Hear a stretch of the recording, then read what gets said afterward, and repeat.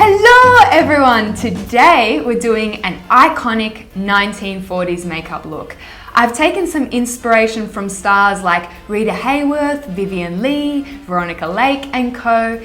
It's feminine and elegant. One of those era makeups that I think translates really well, even today, because it's just classically beautiful. This is also a super duper exciting video because it's part of a collaboration called Makeup Through the Ages. So I'm teamed up with some amazing YouTubers. I'll link their era makeup looks in the description box down below and on the screen at the end of this video so that you can check them out after you watch this video. Okay, so let's start. We are going for complexion perfection today because that's something that stars of the time would have worn. So I'm blending a medium coverage foundation all over my face. And then I'm going in with my beauty blender, which is my tool of choice when building coverage because it seems to keep the skin looking really touchable and tactile. Today I'm using the Armani Luminous Silk, which is the most photogenic foundation that I've ever encountered. If I were getting married, which I'm not, by the way, this is an heirloom, but if I were, I would use Luminous Silk because it just pictures flawlessly. For the brows, there is quite a distinctive brow shape in the 40s. It's quite full and natural with a very exaggerated arch. Okay, so to achieve this brow shape, I've brushed all my hairs upwards and I'm adding a few extra hairs to the highest point of my arch. I'm also really extending my brow here, my brow tail. We're going for a lot of length. So more often than not, I noticed that 40s brows were very rounded, but I did notice that some stars like Lauren Bacall and Ingrid Bergman, they had quite angular brows, and so do I. So we're just gonna work with it. Okay, onto the eye look. It's not a big eye look, it's actually quite simple. I'm going to start by taking an eyeshadow that's about one shade lighter than my skin tone, and I'm dusting that from lash line to brow. This is going to act as a subtle highlight later on because I noticed that the brow bone and the mobile lid were really prominent in this era. So for this look, I want really deep, sunken, sultry sockets, and I don't got that naturally, so we're gonna fake it. I'm starting off with a medium chestnut shade and I'm blending that through the crease to give it more depth. I'm taking that right into the inner corner. I'm also going to swoop that shadow here in sort of a C shape. I noticed this shadow a lot in photos and it makes it look as though the brow bone is protruding even more. I'm then going in with a deeper grey shade and nestling that tighter into the crease. This is not meant to really register as makeup. It's more clever definition to make the eye look deep set.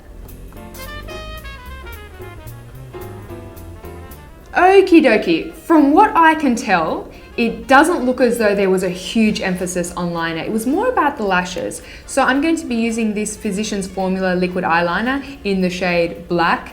It's not actually black, it's grey, and that always irritated me, but it's actually perfect for this look. So I'm creating a very thin line all the way across the top lash line. Now sometimes I see a wing and sometimes I don't, so I'm gonna add a little wing.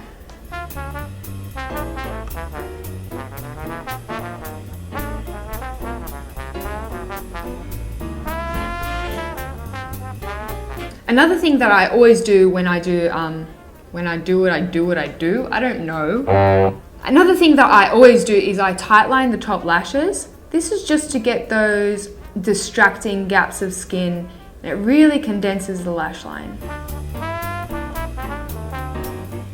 Onto the false lashes, and it is a big part of the 40s look, and I love false lashes, so this is my kind of era. To me, the lashes look perfectly separated and fanned, so you want to avoid anything too wispy or lashes with a crisscross motion. I've chosen these lashes by Sephora. They're very separated and very fanned, and they fit the bill. So to apply the lashes, I'm going to drop them first just on the middle of my lash line, and then I'm going to pull the lash band and anchor it as far as I can towards the outer corner of my eye. So by anchoring the false lashes very far towards the outer corner, what you get is this effect where the lashes extend and they cast the shadow to give us that sort of sleepy, bedroom eyes, femme fatale kind of thing. So the last step would be to add some mascara just to blend the false lashes to the natural ones. I'm just adding that mascara to the top lashes, not to the lower lashes, because to me, the lower lash line looks entirely bare. So back to the rest of the face. If you look at the black and white shots of the 40s starlets, you'll see that they have this incredible bone structure, cheekbones that could cut ice. And I was actually quite surprised to discover that shading was popular at the time. Now, before I contour, I'm going to highlight. And for this, I love the Maybelline Instant Age Rewind Eraser Dark Circles. What I don't love is this damn sponge. Does anyone know if I can rip this off and will it still dispense product? Because I just find that really yucky. Okay, so I've dispensed some of that product on the back of my hand and I'm going to dab that onto the tops of the cheekbones, a little bit towards the center of the face, a bit between the brows, a little bit on the chin, all over my face, and just some quick concealer before I forget. So now that I've done all my wet products, I'm just going to set my entire face with some setting powder. So 40's skin was very matte, but also I'm using a powder contour today and it will adhere much more evenly over a powdered surface. I want all the cheekbones, so I'm going to be using my favorite Kevyn Aucoin sculpting powder and my favorite Ray Morris Ultimate Cheekbone, and I'm dipping the shorter bristles into the contour powder and carving out those cheekbones.